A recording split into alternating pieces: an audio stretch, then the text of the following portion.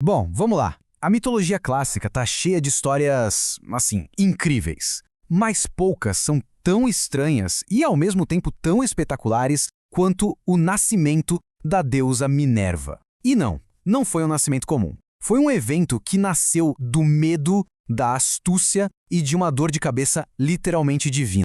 Essa é a grande questão que assombra Júpiter, o rei dos deuses. Ele está no auge do poder, mas tem uma sombra enorme pairando sobre o trono dele. Uma maldição de família, uma maldição que diz que ele, assim como o pai e o avô antes dele, vai ser derrubado pelo próprio filho. E tudo isso começa com uma visita. Mas não é uma visita qualquer. É uma visita da avó dele, a antiga deusa Terra, que chega trazendo um aviso terrível. Um aviso que pode simplesmente selar o destino de Júpiter para sempre.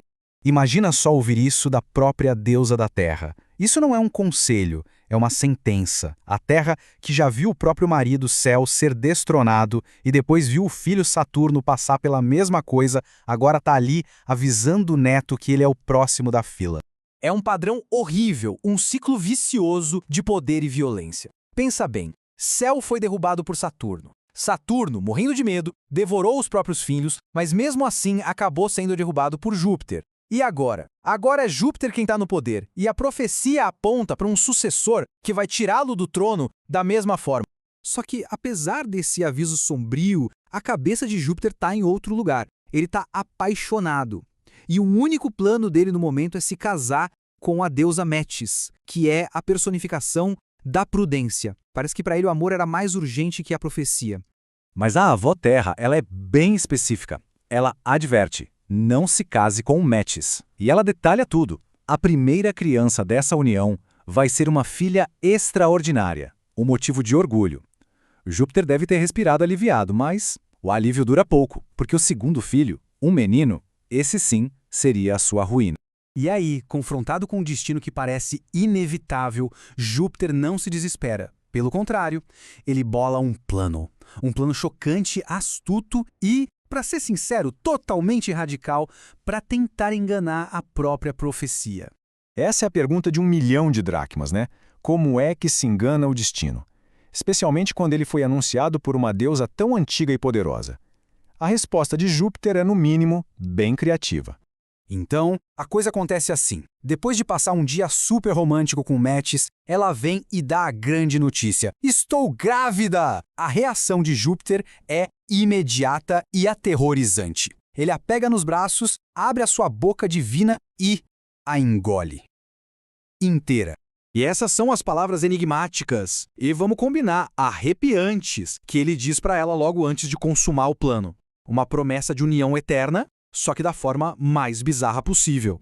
Ele achava que tinha resolvido o problema. Se Metis está dentro dele, nenhum filho pode nascer para destroná-lo, certo? Todo orgulhoso, Júpiter corre para contar para a avó, talvez esperando uma bronca.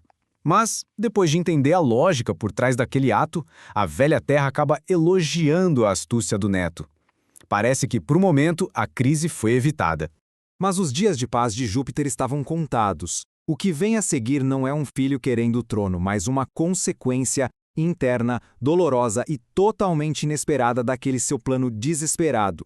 Certa manhã, Júpiter acorda com uma dor de cabeça que não dá para descrever. Não é uma dor de cabeça normal, é uma dor tão agonizante que a cabeça dele começa a inchar a um tamanho alarmante. O rei do Olimpo está literalmente gritando de dor. No meio daquele caos, com todos os deuses tentando ajudar, Júpiter tem um único comando, berrado em agonia. Ele chama por Vulcão, o deus da forja, o ferreiro divino. A única divindade com as ferramentas para lidar com seja lá o que estivesse acontecendo ali. Vulcano chega, todo coberto de fuligem, e avalia a cabeça gigantesca do pai.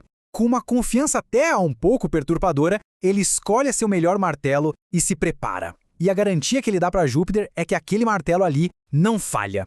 O primeiro golpe. Vulcano acerta a cabeça de Júpiter com uma força tremenda.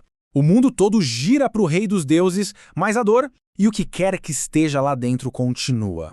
A segunda martelada. Dessa vez o impacto é tão forte que uma rachadura visível aparece, correndo de cima a baixo no crânio divino de Júpiter. Dá para imaginar a tensão no Olimpo. E então, o golpe final. Vulcano ergue o martelo mais alto que pode e desce com força total. Pá! A cabeça de Júpiter se abre e um jato de luz ofuscante explode de dentro, cegando todos os deuses que estavam ali. O que acontece em seguida é, sem dúvida, um dos momentos mais fantásticos de toda a mitologia. A causa da dor de cabeça de Júpiter finalmente é revelada, e não é nada que alguém pudesse sequer imaginar. Da cabeça aberta de Júpiter surge uma mulher, mas não um bebê, uma guerreira adulta, vestida da cabeça aos pés com uma armadura reluzente. Ela salta para o chão, solta um grito de guerra que ecoa por todo o Olimpo e começa a executar uma dança marcial perfeita. E assim nasce Minerva, a filha prometida, a deusa da sabedoria, do trabalho e das artes. Nascida não do ventre de uma mãe, mas diretamente da mente do pai. A personificação da sabedoria que ele tanto precisava. E é aqui que a história se encaixa de um jeito fascinante.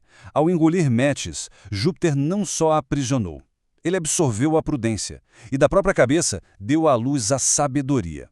Com isso, ele, na prática, impediu o nascimento do segundo filho, aquele destinado a destroná-lo. O herdeiro da profecia simplesmente nunca veio a existir. E tem mais. Um tempo depois, quando Júpiter tenta tirar um sarro da avó, dizendo que as profecias dela eram furadas, a Terra tem a resposta perfeita. Ela retruca: imbecil, furada essa sua cabeça de vento. Basicamente lembrando a ele que foi a sabedoria dela e a ação desesperada dele que resolveram a parada. Isso nos deixa com uma última questão para pensar. Afinal, quem realmente detém a maior sabedoria? Seria Júpiter, com sua astúcia brutal para subverter o destino? Metis, a prudência que foi consumida, mas que se tornou a semente da solução? A velha Terra, com seu conhecimento ancestral? Ou, quem sabe, a própria Minerva, a sabedoria que só pôde nascer de uma cabeça literalmente partida pela dor e pelo medo? A reflexão fica aí, em aberto.